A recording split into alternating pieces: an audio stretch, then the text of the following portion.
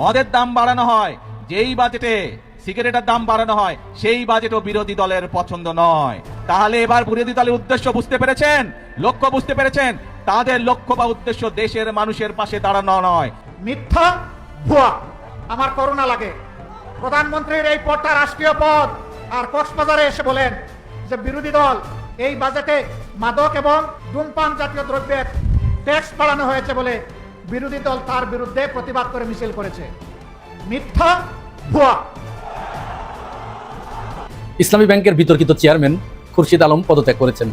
গতকাল সন্ধ্যা থেকে বাংলাদেশের সোশ্যাল মিডিয়ায় এই খবরে সয়লাভ হয়ে গেছে। বাংলাদেশের প্রধানমন্ত্রী জনাব তারেক বিন জিয়া কি করলেন? চীনের দুঃখ হোয়াং হো, বাংলাদেশের দুঃখ প্রধানমন্ত্রী তারেক রহমান। আমি একটা কথা আগেই বলেছি যে বাংলাদেশের ইতিহাসে তারেক রহমানের মতো কোনো অযোগ্য প্রধানমন্ত্রী ইতিহাস কখনো পাইনি, আবার প্রমাণিত হল। আমরা সকাল থেকে দেখেছি অজোর ধারায় বৃষ্টি হচ্ছিল না ভাই? কিন্তু আল্লাহর কি নিয়ামত, যখন এই মাননীয় প্রধানমন্ত্রী তারেক রহমান এখানে পদার্পণ করলেন, আল্লাহর রহমতে বৃষ্টি থেমে গেল। জামাত চায় সরকার নির্বিঘ্নে অন্তত আগামী 2-3 বছর দেশ চালাক। এতে তারা ভিতরে ভিতরে কাজ করে যায় নিজেদের গোছাতে একেবারে। এবং কিন্তু বিএনপি আওয়ামী লীগের মতো বর্জুয়া দল, তারা নিজেদেরকে ওইভাবে গুছাতেও পারে না, ওইভাবে ম্যানেজও করতে পারে না। এই পুরো সুবিধাটা জামাত নেবে, নিয়ে এইবার 77 পরে 177 যাবে। এটা হচ্ছে তাদের লক্ষ্য, এবং এখানে আমি কোনো অন্যায় দেখি না। একটা পলিটিক্যাল পার্টির স্ট্র্যাটেজি থাকবেই। দর্শক, হাড্ডাহাড্ডি লড়াই, অবশেষে দুই প্রান্তে দুইটি দল নেমে গিয়েছে এবং হাড্ডাহাড্ডি লড়াই চলছে। আমি কোনো খেলার কথা বলছি না ভাই, এখন বিশ্বকাপ চলছে। আপনারা মনে করছেন যে হয়তো বিশ্বকাপ খেলার কথা বলছি, না, বিশ্বকাপ কোনো খেলার কথা বলছি না, আর্জেন্টিনা ব্রাজিলের কোনো খেলার কথা বলছি না, বলছি হলো জামাত ইসলাম এবং বিএনপির খেলার কথা। অর্থাৎ মাঠে নেমে যখনই বল পায়ে নিয়ে বাংলাদেশের বর্তমান প্রধানমন্ত্রী জনাব তারেক রহমান একটা শট দিয়েছে, ঠিক গোল হয়ে যাবে এমন সময় সেই বলটা ধরে পড়েছে খাবলা দিয়ে। কে ধরেছে? জামাতের আমির ডাক্তার শফিকুর রহমান। এবার আসল মূল আলোচনায়। দর্শক, নতুন বাজেট হওয়ার পরে সিগারেট এবং মদের দাম বৃদ্ধি করা হয়েছে। হ্যাঁ, তো এখানে কক্সবাজার হয়তো আজকে একটা অনুষ্ঠানে বাংলাদেশের প্রধানমন্ত্রী জনাব তারেক রহমান তিনি বক্তব্য দিতে গিয়ে একটা কথা বলেই ফেলেছেন যে মদের দাম বৃদ্ধি করা হয়েছে, সিগারেটের দাম বৃদ্ধি করা হয়েছে, যার কারণে বিরোধী দলের গায়ে ফসকা পড়ছে, বিরোধী দল সহ্য করতে পারছে না, তারা এর বিরোধিতা করে মাঠে নামছে। অন্যদিকে এই কথার কড়া বা টাটকা একটা জবাব দিয়েছে জামাতের আমির ডাক্তার শফিকুর রহমান। তিনি বলতেছে যে সে একজন বাংলাদেশের প্রধানমন্ত্রী, সে এরকম কথা বলে কিভাবে, আমরা তো এর কোনো বিরোধিতা করেই নাই, মিথ্যা মিথ্যা ভুয়া। এবার আসুন দর্শক শ্রোতা, আমরা একটু সামান্য বিশ্লেষণে যাই। প্রধানমন্ত্রী জনাব তারেক রহমান বলছে যে এই তামাক জাত মানে কি বলে আপনার বিড়ি, সিগারেট, তারপরে হলো আপনার মদ, এগুলো যে দাম বৃদ্ধি করা হয়েছে, যার কারণে বিরোধী দল রাগান্বিত হয়েছে। অর্থাৎ উনি বোঝানোর চেষ্টা করতেছে যে এগুলো বিরোধী দল দাম বাড়িয়েছে, এর কারণে বিরোধী দল কষ্ট পাচ্ছে, তার মানে তারা চায় যে দাম স্বাভাবিক থাকুক, তারা যেন খেতে পারে। এটাই কিন্তু বোঝানোর ইঙ্গিত দিচ্ছে। আচ্ছা, এবার আসুন, তারপরে উনি একটা কথা বলেছেন যে এই জিনিস দাম বাড়িয়েছি, এটা মানুষের ক্ষতিকর, এজন্য আমরা দাম বৃদ্ধি করে দিয়েছি, দাম বাড়িয়ে দিয়েছি। এখন হলো কথা, যেটা ক্ষতিকর, যেটা খেলে মানুষের সমস্যা, যেটা খেলে মানুষের ফুসফুস নষ্ট হয়, যেটা খেলে মানুষের সম্পর্ক নষ্ট হয়, যেটা খেলে মানুষ একটা মানুষকে খুন করতে আগ্রহ হয়, যেটা খেলে একটা মানুষ ছোট্ট ছোট্ট শিশু বাচ্চাদেরকে ধর্ষণ করে, যেটা খেলে মানুষের হিতাহিত জ্ঞান থাকে না, তাহলে এই জিনিসটা আমার সোনার বাংলাদেশে বেচার অনুমতি দেন কেন, বানানোর অনুমতি দেন কেন? যেটা ক্ষতিকর সেটা হবেই বা কেন, সেটা বিক্রি হবে কেন, সেটা যে দাম বৃদ্ধি করে আপনি ইনকাম করবেন এটা তো কথা না, ওটা তো সম্পূর্ণ নিষিদ্ধ করতে হবে। এইটা তো আমরা বুঝি। যেটা দিয়ে মানুষের ক্ষতি হয় ওটা কেন বাংলাদেশে তৈরি করতে দিবেন, ওটা কেন বাংলাদেশে চালু রাখবেন? এটা আমার কথা নয় ভাই। আপনারা মনে করতে পারেন এটা আপনার কথা, না, সাধারণ জনতার কথা। এখন আপনারা মনে করবেন বা বলবেন যে ভাই সাধারণ জনতার কথা আপনি কিভাবে বুঝলেন, আপনি কিভাবে জানলেন, আপনাকে কি কেউ বলে গেছে? বলে না গেলে অলরেডি আমি কিন্তু টের পেয়েছি। কেননা প্রধানমন্ত্রী সাহেবের সেই বক্তব্যকে কেন্দ্র করে আমি যখন দেখলাম ভালোই তোলপাড় সৃষ্টি হয়েছে, তখন ভিডিও কমেন্ট বক্সে গেলাম, তখন সবাই একই কথা, যে যেই জিনিসের দ্বারা মানুষের ক্ষতি সেই জিনিস আপনারা বানাতে দেন কেন, বিক্রি করতে দেন কেন, তৈরি করতে দেন কেন? যদি তাই হয় তাহলে তো দোষ তো বিরোধী দলের না, দোষ তো আপনাদের। দর্শক, এর বিশ্লেষণ আমি আপনাদেরকে সামান্য একটু শুনিয়ে দিলাম। অবশ্যই এটার মতামত আপনারা কমেন্ট বক্সে জানিয়ে দিবেন যে আমি যে কথাগুলো বললাম ভুল আছে কিনা। মানে রাস্তায় গাড়ি চালাতে দিবেন না, কিন্তু গাড়ি তৈরি হয়ে মানুষের কাছে বিক্রি করতে দিবেন, এটা কেমন কথা? আপনি একটা খারাপ জিনিস যেটা খেলে মানুষের ক্ষতি হয়, কিন্তু সেটা আপনার দেশে তৈরি করতে দিবেন, সেটা বিক্রি করতে দিবেন, মিল কারখানা ট্যাক্স বসাবেন, তাইলে তো ডাল মে কুছ কালা হয়, এরকম মনে হয়, তাই না? যাই হোক দর্শক, তাছাড়াও রয়েছে আজকের ভিডিওর ভিতরে খুবই গুরুত্বপূর্ণ কিছু ইস্যু বা বিষয়। আরেকটা কথা আছে, জনাব তারেক রহমানের সরকার, বর্তমান আমাদের যিনি সরকার রয়েছেন, তিনার ভিতরে একটা মজিজা প্রকাশ পেয়েছে আজকে, যে মজিজার জন্য বিএনপিরা সরাসরি কিন্তু এই কথাটা বলেছে যে যেখানে আজকে সমাবেশ হয়েছে কক্সবাজারে, ওখানে প্রচন্ড পরিমাণে বৃষ্টি হয়েছে এবং যখন মাত্র প্রধানমন্ত্রী তারেক রহমান সেই মঞ্চে উঠে দাঁড়িয়েছে, সাথে সাথে বৃষ্টি থেমে গেছে। তো এটা কিন্তু বলতেই পারেন আপনারা যে আমাদের বাংলাদেশের প্রধানমন্ত্রী একটা বড় মজেজা, নাকি বলেন? এটাকে মজেজা বলা হয়। একটা পীর, আউলিয়া, পয়গম্বর, মানে আল্লাহর বন্ধু যারা রয়েছে, যারা পীর বলা হয়, যা আউলিয়া বলা হয়, অলি বলা হয়, এদের দ্বারা আল্লাহ কিছু কিছু মজেজা দিয়ে থাকে, যেগুলো অনেক সময় পৃথিবীর বুকের মধ্যে ঘটে থাকে। তো বিএনপির কিছু কিছু নেতাকর্মীরা সেই স্তরে বক্তব্য দিয়েছে, বা কিছু মহিলা নেত্রীরা বক্তব্য দিয়েছে, আমি দেখলাম সোশ্যাল মিডিয়া, তাতে তাদের বক্তব্য অনুযায়ী জনাব তারেক রহমানের বলতেই পারেন যে একটা মজেজা আজকে প্রকাশ পেয়েছে। যেহেতু উনি যাওয়ার সাথে সাথে বৃষ্টি থেমে গেছে, বিএনপি যেহেতু সবাই বলতেছে, তাহলে এটা অবশ্যই একটা বড় মজেজা। তো অবশ্যই এটা আমাদের জন্য সৌভাগ্য আমরা বলতেই পারি, কেননা এমন একটা প্রধানমন্ত্রী আমরা পেয়েছি যেখানে যিনি গেলে বৃষ্টি অলরেডি থেমে যায়। যাই হোক দর্শক শ্রোতা, তাছাড়াও রয়েছে আজকের ভিডিওর ভিতরে খুবই তথ্যবহুল আলোচনা এবং গুরুত্বপূর্ণ বিষয়। একটু ধৈর্য সহকারে আপনাদেরকে দেখতে হবে, মনোযোগ সহকারে শুনতে হবে, তাহলে অনেক কিছু জানতে পারবেন। তো চলুন তাহলে কথা কেন, একটা লাইক দিয়ে মূল নিউজে চলে যাই। বাংলাদেশের প্রধানমন্ত্রী জনাব তারেক বিন জিয়া কি করলেন? চীনের দুঃখ হোয়াং হো, বাংলাদেশের দুঃখ প্রধানমন্ত্রী তারেক রহমান। আমি একটা কথা আগেই বলেছি যে বাংলাদেশের ইতিহাসে তারেক রহমানের মতো কোনো অযোগ্য প্রধানমন্ত্রী ইতিহাস কখনো পাইনি, আবার প্রমাণিত হল।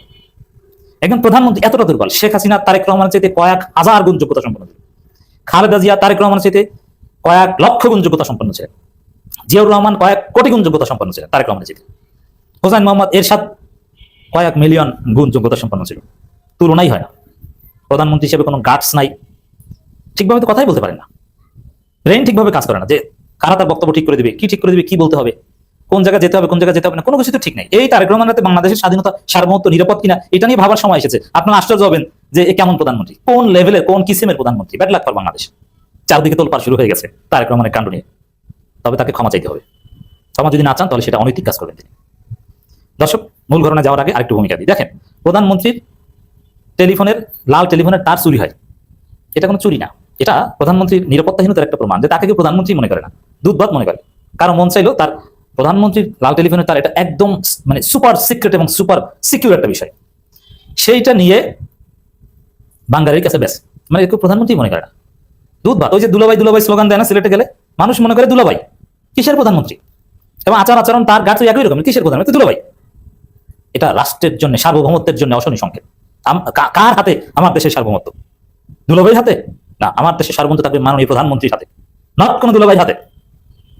এই তার টেলিফোনের তার চুরি করে ভাঙ্গারের কাছে বিক্রি করার মাধ্যমে প্রমাণিত হয় যে ওটা গুণেই নেই। আবার তিনি ফুটনোটস দেন যে কেন ফ্লোরিডা সফরে যাওয়া যাবে না মশা মারা শিখতে, ওইটা জুলকারনাইন সাহেবের কাছে চলে যায়, তার হাতের লেখা সহ। মানে কোনো নিরাপত্তাই নেই। তাহলে প্রধানমন্ত্রী কি করেন? বাংলাদেশের কোনো সিক্রেসি নেই, এগুলো সব ভারত জানে নাকি? সব ভারতের। জুলকারনাইন সাহেবের কাছে গেলে ভারতের কাছে যাওয়া তো ওয়ান টু ব্যাপার। প্রধানমন্ত্রীর ফোনে কি কথা বলেন তাও মনে হয় ভারতের কাছে যায়। তো দর্শক, এই জায়গায় তারেক রহমান কি ঘটিয়েছে দেখেন এবার তার লেটেস্ট কাণ্ড। অনেক কিছু তো আপনারা জানেন, কুমিল্লা ইপিজেড করবে কোথাও, অথচ ইপিজেড আছে, এই কথা তিনি বলেছিলেন। তারপরে ফরিদপুরে নাকি সয়াবিন চাষ হয় প্রচুর, মানে মাইক হাতে নিয়ে স্ক্রিপ্টের বাইরে কিছু বলতে গেলেই ভুলভাল বলেন। কক্সবাজার গেছেন, মাইক হাতে নিয়ে স্ক্রিপ্টের বাইরে কিছু বলতে গেছেন, মাখিয়ে ফেলেছেন, সব তালগোল পাকিয়ে ফেলেছেন। লজ্জা। সোশ্যাল মিডিয়ায় যে দুষ্ট পোলাপান যে কিছু ফান করে, এই ফান দেখে আমিও মজা পাইছি। সেই ফান কেউ এটা ইন্টেনশনাল করে, কেউ ফান করার জন্য করে, এটা পার্ট অফ হিউমার। যেমন এআই দিয়ে বিভিন্ন ভিডিও এডিট করে বা ফটোকার্ড বানিয়ে ছড়ায়। এই ফটোকার্ড একটা হচ্ছে প্রোপাগান্ডার জন্য, যেটা ইলমোটিভেটেড। আবার কোনো কোনো ফটোকার্ড আছে ফান, যেমন জানিনা টিভি, আনোয়ার টিভি, এইগুলো কিন্তু হিউমার, ওটা কিন্তু গুজব প্রচারের উদ্দেশ্যে না। যেমন টিভির নামই হচ্ছে গুজব টিভি। তারা এক একটা ঘটনাকে হিউমারাসলি প্রেজেন্ট করে, এমন ভাবে উপস্থাপন করে যেটা পড়লে আমার হাসি পায় বা আপনারা সবাই মজা পান, এবং ওটা কোনো গুজব প্রচারের জন্য না, অথবা ওটা স্যাটায়ার। তো ওইরকম স্যাটায়ার, ফান বা মজার ভিডিও, ওইটা প্রধানমন্ত্রী সিরিয়াসলি নিয়ে তিনি রাজনৈতিক সমাবেশে বক্তব্য দেন। তো কেমন প্রধানমন্ত্রী বুঝেন?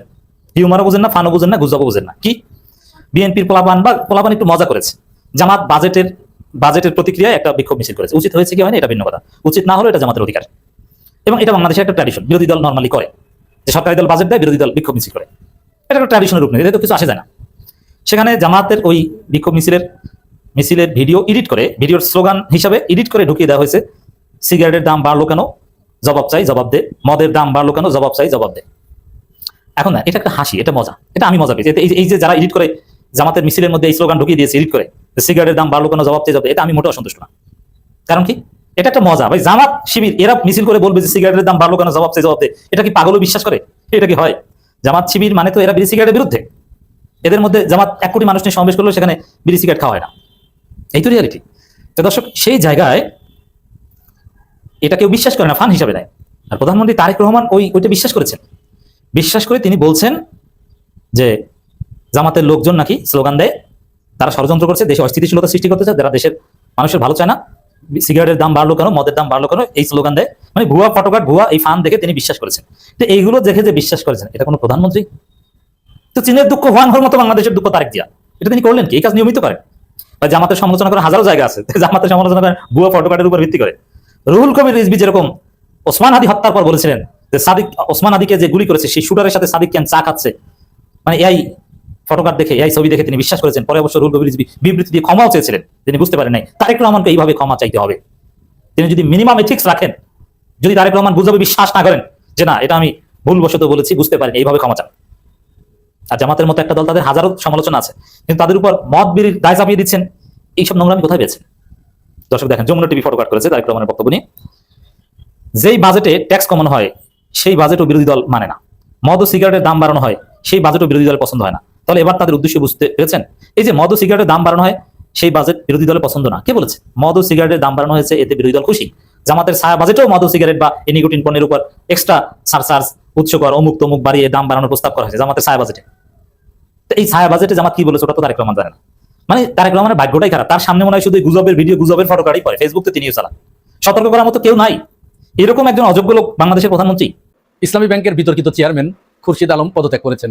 গতকাল সন্ধ্যা থেকে বাংলাদেশের সোশ্যাল মিডিয়ায় এই খবরে সয়লাভ হয়ে গেছে এবং একটি সূত্র বলেছিল জনাব খুরশিদ আলম তিনি বাংলাদেশ ব্যাংকের গভর্নরের কাছে গোপনে পদত্যাগপত্র জমা দিয়েছেন, তবে আনুষ্ঠানিকভাবে তিনি কিছু জানান নাই এবং সেটি আগামী কর্মদিবস অর্থাৎ আগামী রবিবার পর্যন্ত গোপন রাখতে অনুরোধ করা হয়েছে।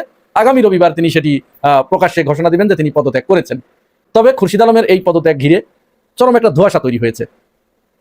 সোশ্যাল মিডিয়ায় যখন এই খবরটি প্রকাশিত হয়েছে এবং ভেসে বেড়াচ্ছিল, তখন কেউ কেউ আলহামদুলিল্লাহ পড়ছিল, ইসলামী ব্যাংকের বিশেষ করে যারা গ্রাহক। অপরদিকে এস আলমের যারা ডান হাত বাম হাত, তারা এটাকে গুজব বলে উড়িয়ে দিচ্ছিল। তবে এটি গুজব হোক আর যাই হোক, এস আলমের একনিষ্ঠ খাদেম এই খুরশিদ আলমকে ইসলামী ব্যাংকের চেয়ারম্যান রেখে ইসলামী ব্যাংকের গ্রাহকদের আস্থা ফেরানোর চেষ্টা করা গাছের গোড়া কেটে আগায় পানি ঢালার সমান বলে রাজনৈতিক বিশ্লেষকরা মনে করছে। কারণ এই খুরশিদ আলমের বিরুদ্ধে আপনারা জানেন ইতিপূর্বে অনেক অভিযোগ উত্থাপিত হয়েছে। তিনি তার স্ত্রীর নামে অবৈধভাবে ঋণ পাইয়ে দিয়েছেন এবং সেই ঋণ খিলাপি হয়ে গেছে। আবার তিনি নিজেও একটি বিতর্কিত কর্মকাণ্ডের কারণে তার 2 বছর পর পর ইনক্রিমেন্ট হেল্ড আপ হয়েছিল ইত্যাদি আরো বেশ কিছু খবর তার সম্পর্কে প্রকাশিত হয়েছে। তবে এই সকল খবরের ভিড়েও তিনি যে এস আলমের পকেট ছিলেন এবং শেখ হাসিনা সরকারের আমলে তিনি যে ফ্যাসিবাদের একনিষ্ঠ খাদেম ছিলেন, এইটা কিন্তু ইসলামী ব্যাংকের গ্রাহকদের ভিতরে একেবারে বদ্ধমূল হয়ে গেছে। সুতরাং তাকে কোনো মতো অবস্থায় ইসলামী ব্যাংকের গ্রাহকরা মেনে নিবে না। এখন আপনারা দেখেছেন গত কয়েকদিন ধরে ইসলামী ব্যাংকের গ্রাহকদের ভিতরে যে আতঙ্ক, যে আশঙ্কা, যে শঙ্কা কাজ করেছে এবং তার প্রভাব পড়েছে ব্যাংকিং খাতে।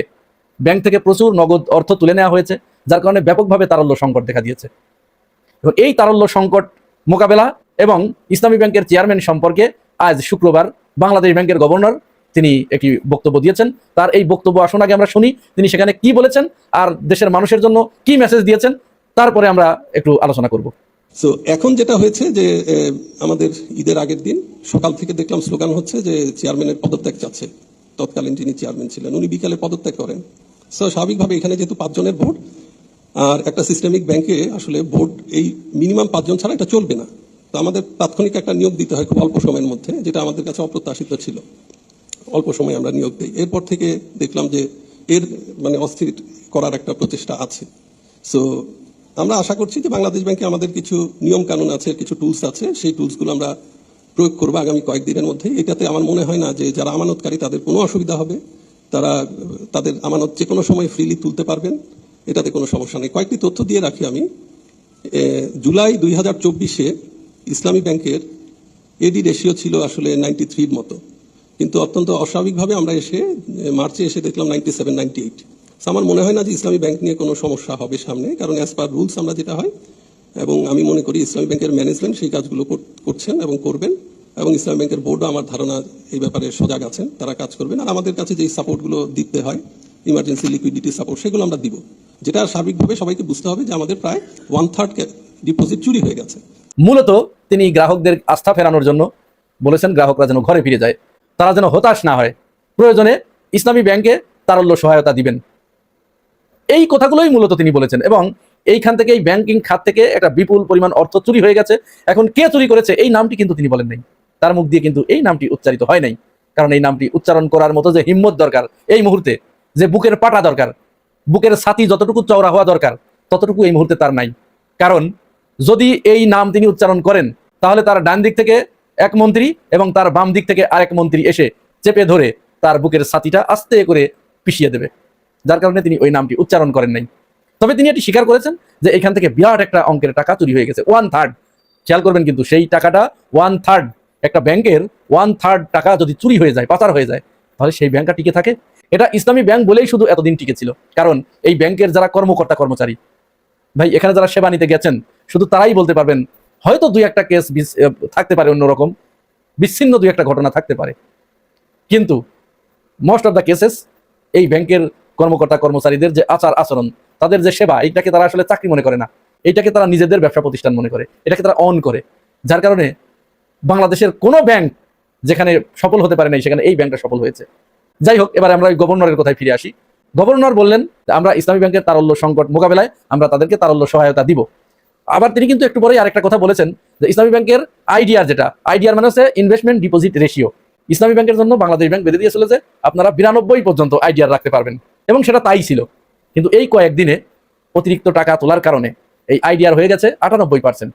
এখন আগামী রবিবার থেকে বাংলাদেশ ব্যাংক যদি তারল্য সহায়তা দেয় আর যদি আরো ডিপোজিট উঠে যায়, তাহলে তো এই আইডিআর মাইনাস ফিগারে চলে যাবে। তো মাইনাস ফিগারে চলে গেলে বাংলাদেশ ব্যাংক কতক্ষণ সময় ইসলামী ব্যাংকে সহায়তা দেবে, কতটুকু তারল্য সহায়তা দেবে, এটা কিন্তু পরিষ্কার করে তিনি বলেন নাই। এবং মজার ব্যাপার হচ্ছে তিনি কিন্তু এই চেয়ারম্যানের পদত্যাগ সংক্রান্ত কোনো কথাই বলেন নাই, বরং তিনি এখানে উল্টো একটু শক্ত হবার ইঙ্গিত দিয়েছেন। তিনি বলেছেন যে বাংলাদেশ ব্যাংকের যে সমস্ত টুলস আছে সেই টুলসগুলো তারা ব্যবহার করবে। এবং মজার ব্যাপার হচ্ছে এখানে আরো একজনকে পর্যবেক্ষক হিসেবে নিয়োগ দেওয়া হয়েছে। তার মানে 8-7 কিন্তু একেবারে গাঁট বেঁধে নেমেছে আরো শক্ত করার জন্য, আরো শক্ত হবার জন্য। এখন এই পর্যবেক্ষকের কাজ কি? এই পর্যবেক্ষক বোর্ড মিটিংগুলোতে উপস্থিত থাকবেন, ইসলামী ব্যাংকের বিভিন্ন কার্যকলাপ সম্পর্কে তিনি জানবেন, জেনে বাংলাদেশ ব্যাংকে এবং সরকারকে সেটা অবহিত করবেন। এটা ভালো দিক, পর্যবেক্ষক দেখুক এখানে কোন কোন জায়গায় থেকে জামাতের অর্থ যায়। এই যে কথাটা জামাতকে অর্থ দেয়, এটা সেফ একটা বোকামি এবং নোংরামি কথা ছাড়া অন্য কিছু নয়। কোনো ব্যাংক থেকে কোনো দলের টাকা দেওয়ার কোনো সুযোগ আছে? হতে পারে ব্যক্তিগতভাবে কেউ ওই দলকে যদি ভালোবাসে, তার যারা শুভাকাঙ্ক্ষী, তারা তাদের আয়ের একটা অংশ সংগঠনকে ভালোবেসে দান করে। তো এখানেও যে নাই 2-1জন তা তো না, তারা দিতে পারে, কিন্তু ব্যাংকের টাকা ওইখানে যায়, এটা পুরোটা হাস্যকর। এবং এইটা যারা বলে তারা পুরোটাই না জেনে বলে, একেবারেই না, স্রেফ তাদের আন্দাজের ভিত্তিতে, অনুমানের ভিত্তিতে তারা বলে। এইটা তাদের মাথার ভিতরে ঢুকাইছে। এই বিএনপির ভিতরে এখন কিন্তু শাহবাগী বেশি। আওয়ামী লীগের ভিতরে যে শাহবাগীগুলো ছিল কিছুটা কম ছিল, আওয়ামী লীগের চেয়ে বিএনপির ভিতরে শাহবাগী বেশি। আর শাহবাগীদের তো আপনারা জানেন, এই শাহবাগীগুলোই আওয়ামী লীগের দ্বারা ইসলামী ব্যাংক, ইবনে সিনা, ইসলামী ব্যাংক হসপিটাল, এই লিস্ট করে দিয়েছিল, আদ্দিন হসপিটাল, এগুলো লিস্ট করে দিয়েছিল। শেখ হাসিনা তখন শুধু ইসলামী ব্যাংকের উপরে আঘাত করেছিল। আর বিএনপি সরকারের উপরে এই শাহবাগী বামেরা এতটা প্রভাব বিস্তার করেছে যে তারা এখন ইসলামী ব্যাংক তো দখলে নেওয়ার একটা পায় তারা করছে। আদ্দিন হসপিটাল গতকাল বন্ধ করে দিয়েছে, এরপরে ইবনে সিনায় তারা হাত দেবে বলে সকলেই মনে করছে। ওদিকে আবার গ্রাহক ফ্রম কিন্তু আরেকটা কর্মসূচি আহ্বান করে বসে আছে। তারা বলছে যদি এই এস আলমের দোসর এবং আওয়ামী লীগের দোসর এই খুরশিদ আলমকে পদত্যাগ না করানো হয়, তাকে যদি এখান থেকে না সরানো হয়, তাহলে তারা ঘরে ফিরে যাবে না। আসসালামু আলাইকুম। আমি এখন 3 ইডিয়েটস নিয়ে কথা বলবো। আমির খানের একটা সিনেমা দেখছিলেন না, 3 ইডিয়েটস? ওখানে 3টা ইডিয়েট ছিল। আমারই গল্প 3টে ইডিয়েট আছে, 2টা পুরুষ ইডিয়েট, একটা মহিলা ইডিয়েট। আপনারা জানেন যে ইডিয়েটের কোনো প্রকারভেদ নেই, মানে কোনো জেন্ডার নেই, মাস্কুলিন জেন্ডার, ফেমিনিন জেন্ডার, সব ব্যাপারে ইডিয়েট শব্দটা ব্যবহার করা যায়। এই 3 ইডিয়েটের মধ্যে প্রথম ইডিয়েট হলো আনিস আলমগীর, দ্বিতীয় ইডিয়েট হলো মঞ্জুরুল আলম পান্না, আর থার্ড ইডিয়েটটা হলো মেহের আফরোজ শাওন, আমাদের হুমায়ুন স্যারের প্রাক্তন ওয়াইফ। মেহের আফরোজ শাওনকে দিয়ে শুরু করি। মেহের আফরোজ শাওন সম্পর্কে আপনারা সবাই কম বেশি জানেন। তার পিতৃ সমতুল্য একজন মানুষকে ভালোবেসে বিয়ে করেছেন, এবং অনেকেই বলেন এটা উনি বিয়ে করেছেন মানে উনি আসলে রিভেঞ্জ দিয়েছেন, কারণ উনার পিতা মানে মেহের আফরোজ শাওনের পিতাও এই এই বৃদ্ধ বয়সে একজন যুবতীকে বিয়ে করেছিলেন, যেটা নিয়ে অনেক মামলা সামলা হয়েছে, আপনারা দেখেছেন, আইন আদালত হয়েছে। কিন্তু মেহের আফরোজ শাওনের হাতটা অনেক লম্বা, তো এর জন্য মানে অনেকেই ভাবেন যে ওনার কিছু হয় না কেন। আসলে হাত যতটুকু না লম্বা, তার চেয়ে আরেকটা জিনিস আছে যেটা একটু শুনলে অন্যরকম শোনা যাবে। রবি ঠাকুরের একটা গল্প আছে না, আপনাদের মনে আছে?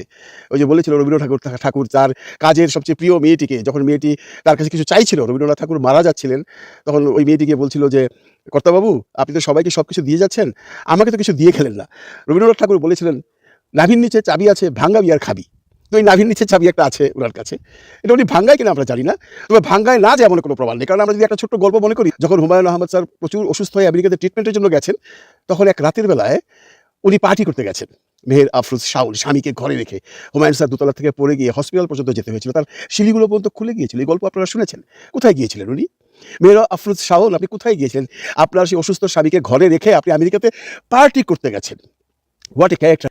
তো আপনি তো মনে করেন বাংলাদেশে মানে নন্দিত নিন্দিত, যেভাবেই বলি, ছেলেদের সাথে ঝগড়া, হুমায়ুন আমাদের প্রথম সন্তানদের সাথে সম্পত্তি নিয়ে ঝগড়া, নুহাসপল্লী নিয়ে ঝগড়া, আপনি তো এগুলো নিয়ে আছেন। এর মধ্যে আছেন এই ভার্চুয়াল ভিডিওতে এসে কিছু কিছু কথা বলে নিজেকে মানুষের মধ্যে বাঁচিয়ে রাখা।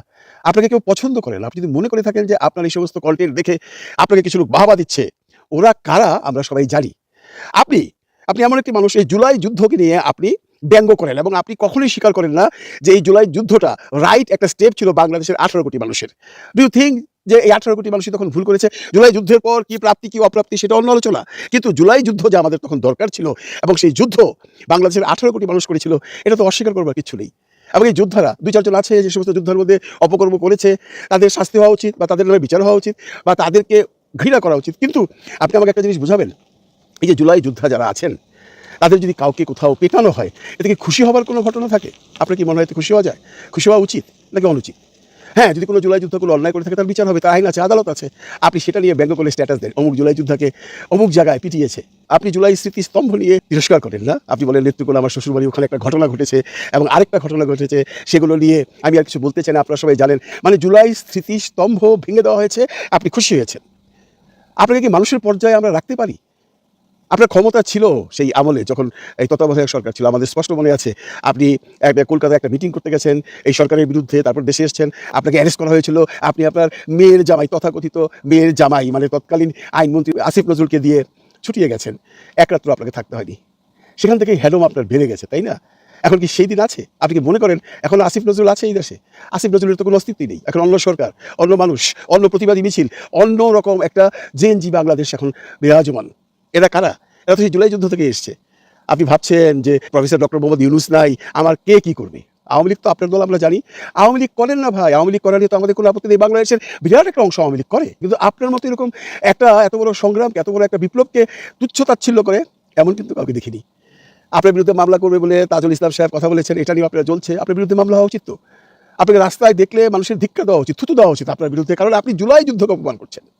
ভালো হয়ে যান। হ্যাঁ, আর এত তিরিং করেন না ম্যাডাম, কী লাভ? চুপচাপ বসে থাকেন, রোজই এসে স্ট্যাটাস দেন, সুন্দর সুন্দর ছবি দেন। আপনি কি এখনও পাখি খুঁজেন? আপনি কি এখনও নাভির নিচে চাবি ভাঙাতে চান? তাহলে এত কিসের স্ট্যাটাস, এত কিসের ছবি দিয়ে, এত কী লিখার আছে এখন বাংলাদেশে? আপনি ভাববেন না আপনি এগুলো করছেন, আপনি পার পেয়ে যাচ্ছেন বা পার পেয়ে যাবেন। No, it's not so easy.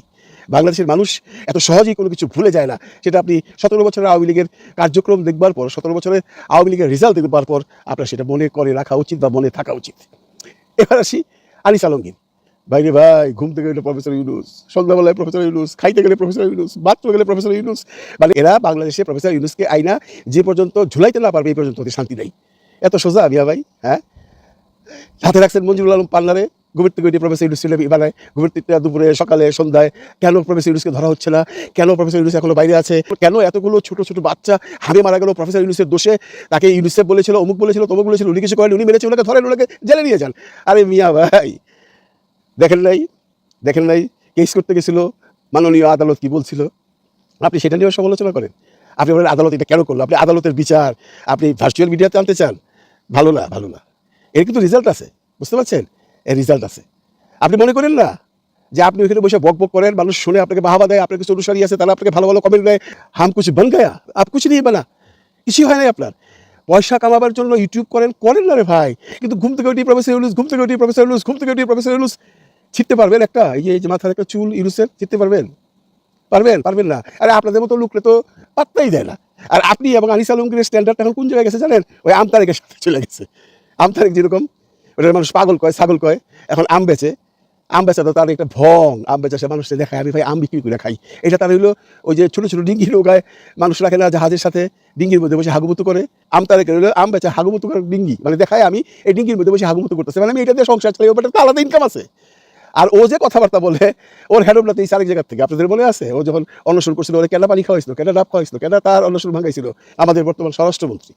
এখন বুঝেন বর্তমান স্বরাষ্ট্রমন্ত্রী এই আমতারেকের অন্নশন ভাঙছে, তার মানে সে কোথায় চলে গেছে। আবার একদিন দেখলাম মাননীয় প্রধানমন্ত্রী কোথায় যেন যাচ্ছিলেন, দূর থেকে আমতারেককে দেখছে, কাছে ডাকছে, একটু কথা বলছে। আমতারেক তো এখন মাটির মধ্যে পাও রাখে না, ও তো আসলে জাতীয় বেঈমান। ও এমন একটা মানুষ যে 32 ভাঙার সময় অ্যানাউন্স দিয়ে বেরিয়েছে সে এখন আওয়ামী লীগের সুনাম করে। এইসব বেমান লোকদের সাথে আপনাদের তুলনা হয়। এই আমতারেকের যে স্ট্যান্ডার্ড, এই আপনাদের দুজনের একই স্ট্যান্ডার্ড এবং শাওনের একই স্ট্যান্ডার্ড, আপনাদের মধ্যে কোনো ডিফারেন্স নাই। এই 3 ইডিয়টস আর এর মধ্যে কোনো ডিফারেন্স নাই, কোনো ডিফারেন্স নাই। এইটা হলো অশিক্ষিত মূর্খের মতো কথা বলে, আর দুইটা শিক্ষিত সাংবাদিক, একজন সাংবাদিক আর একজনের নামধারী সাংবাদিক আসিল একুশ টিভির এডিটার, মানে ওই যে শর্টকাট, তো সে এতে সাংবাদিক নাম ধরে এখন বাংলাদেশের সাংবাদিকতা দেখায়। আর শাওন যদি হুমায়ুন স্যারের বউ না হইতো তাহলে ওর তারা কেউ খুলতো না, বিশ্বাস করেন ভাই। আপনাদেরকে বলি, আপনারা যার যার মতে যার যার দলকে সাপোর্ট করেন, আপনারা ইউনুস সাহেবের পিছনে লাগেন না। আবার আপনারা কেন লাগছেন এটা তো জানি, আপনাদেরকে কেউ না কেউ পুট করছে। ইউনুস সাহেব এখন জাতিসংঘের মহাসচিব হবার দৌড়ে আছেন, আপনাদেরকে বলা হয়েছে এইটা অসম্বন্ধে বদনাম করে এগুলো যাক আমেরিকায় খবর, তারপরে যেন চান্স না পায়। আপনাদের কথায় উনি জাতিসংঘের মহাসচিব হইতে পারবেন বা হইতে পারবেন না, আপনাদের মতো তেলাপোকা আর আমতারেকের মতো পিপিলিকা। আর দর্শক, আশা করি পুরো ভিডিওটি দেখেছেন। এবার অবশ্যই আপনাদের মূল্যবান মতামতটা জানিয়ে দেবেন, পারলে ভিডিওটি শেয়ার করে সবাই দেখার সুযোগ করে দিবেন।